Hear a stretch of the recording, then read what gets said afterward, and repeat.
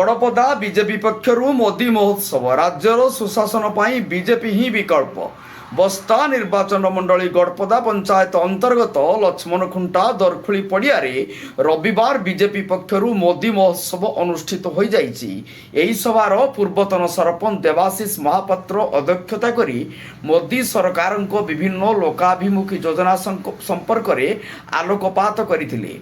विधायक प्रार्थी रवींद्र अंडिया जोग देई राज्य और राष्ट्रर सर्वांगीन विकास प्रधानमंत्री मोदी को ग्यारंटी बोली कहिथिले। राज्यर सुशासन पाई बीजेपी सरकार दरकार। सरकार आसिले महिला को सुभद्रा योजना रे 50,000 टंका प्रदान करा जिवो। स्वास्थ्य शिक्षा कृषि गमनागमन रेल नियुक्ति क्षेत्र में ऐतिहासिक विकास सह दुर्नीति मुक्त स्वच्छ शासन पाई बीजेपी रो एमपी प्रार्थी प्रताप चंद्र षडंगी और विधायक प्रार्थी रवींद्र अंडिया को विपुल संख्यार भोट दे विजयी करने को निवेदन करथिले।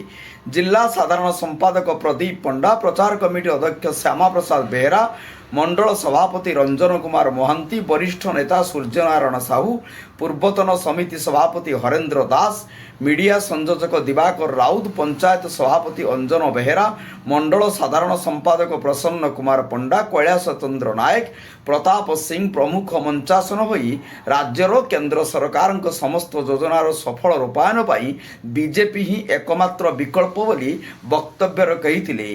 प्रबल वर्षा सत्वे पंचायत अंतर्गत 19 वार्ड हजार हजार कर्मी शुभेच्छु और समर्थक समस्त जनसाधारण उपस्थित थिले। बस्तारू शिरीष महांती रिपोर्ट, जनता एक्सप्रेस।